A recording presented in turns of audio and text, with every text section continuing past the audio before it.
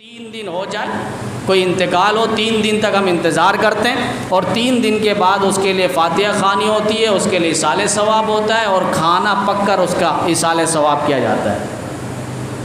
تو کھانے کو مد نظر نہ رکھیں اور دنوں کو بھی خاص نہ کریں۔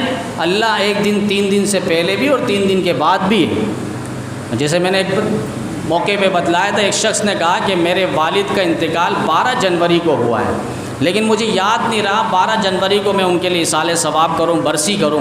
آج جو ہے تقریباً 18 جنوری داخل ہے، تو ہم نے کہا میرا ایصال ثواب کرنا والد کو ثواب پہنچے گا یا نہیں؟ میں نے کہا اب نہیں پہنچے گا۔ آپ شریعت کو سبق سکھا رہے ہو یا شریعت سے سبق سیکھ رہے ہو؟ کہا کہ شریعت سے ہمیں سبق سیکھنا ہے، تو شریعت میں کوئی ذکر نہیں ہے آپ دنوں کو خاص کریں۔ ٹھیک ہے، جو شریعت نے جہاں عبادت کو وقت کے ساتھ خاص کیا آپ وہاں وقت کو خاص کریں۔ مثلاً ابھی آپ بیت اللہ کا عمرہ کریں گے، چکر کریں گے، طواف کریں گے، ملتزم میں جائیں گے اور اسی طریقے سے مقام ابراہیم پر نماز پڑھیں گے۔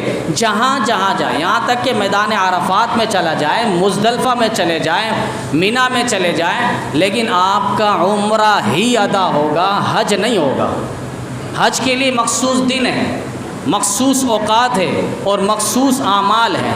ان مخصوص اعمال کو مخصوص وقتوں میں، مخصوص دنوں میں آپ نے کرنا ہے، تب جا کے آپ کا حج ہوگا۔ اور پورے سال میں وہ صرف ذی الحج کا مہینہ ہے، اور ذی الحج کے مہینے میں بھی شروع کے 10 دن کے اندر ہے۔ تو یہاں ہم شریعت کو جو ہے ایک لحاظ سے سبق پڑھا رہے ہوتے ہیں۔ اب وہ تیجہ تو نہیں کہتے ہیں، اس میں جو ہے سوئم کہہ دیتے ہیں۔ سوئم بھئی آپ جتنا بھی نام چینج کر لیں، ٹائٹل چینج کر لیں، لقب چینج کر لیں، یہ سارا تعلق اور کنیکشن جہاں سے جڑا ہوا ہے وہیں سے اس کا تعلق جا رہا ہے۔ شریعت میں، احادیث میں، فقہ میں اس کا تصور کہیں بھی نہیں ہے۔ حدیث میں تو یہاں تک فرمایا کہ میت کے گھرانے کو کھانا کھلاؤ، یہ نہیں کہ فقہ میں لکھا ہے کہ میت کے گھر سے کھانا کھاؤ۔ اطعام کا لفظ ہے، اطعام اس کا معنی کھانا کھلانا، اور طعیم یطعم اس کا معنی کھانا کھانا۔ وہاں فقہ میں شامی میں در مختار دیگر اور فقہ کی کتابوں میں لکھا ہے کہ آپ میت کو کھانا کھلاؤ۔ ابھی بھی بعض جگہوں میں یہ اچھی بات ہے کہ میت کے گھر میں جو ہے کھانا نہیں کھایا جاتا، پڑوس میں رشتہ داروں میں کھانا وغیرہ پکا کر ان کو پہنچایا جاتا ہے۔ ٹھیک عمل ہے، بہترین عمل ہے، اچھا ہے۔ وہ غم میں ایک لحاظ سے پریشان ہے، ان کا بھائی چلا گیا، ان کے والد چلے گئے دنیا سے، تو ان کے لحاظ سے وہ چولہا میں کھڑا نہیں ہو سک رہے، بیٹھ نہیں سک رہے، پریشانی کا معاملہ ہے، تو آپ نے گھر والوں نے، رشتہ داروں نے، کسی اڑوس پڑوس نے ان کے لیے کھانے کا انتظام کر دیا، اچھی بات ہے۔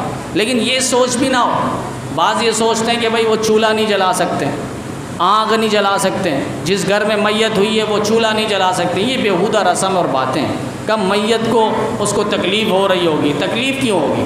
تکلیف آپ کے فضول بیٹھنے سے ہوگی، تکلیف آپ کی بے صبری سے ہوگی، تکلیف آپ کے رونے سے ہوگی۔ حدیث میں باقاعدہ فرشتے اس کو مارتے ہیں کہ بھئی ہم نے تیرے ساتھ کیا جرم کر لیا ہے، تیرے گھر والے واویلا کیوں کر رہے ہیں، یہ سیخ پا کیوں اور یہ شور شرابہ کیوں کر رہے ہیں، یہ آہ و بکا اور رونا دھونا کیوں کر رہے ہیں، ہم نے کیا کیا تمہارے ساتھ؟ جو اٹل تھا، فیصلہ تھا، وہ فیصلہ ہو چکا ہے، تمہارے اوپر نافذ ہو چکا ہے۔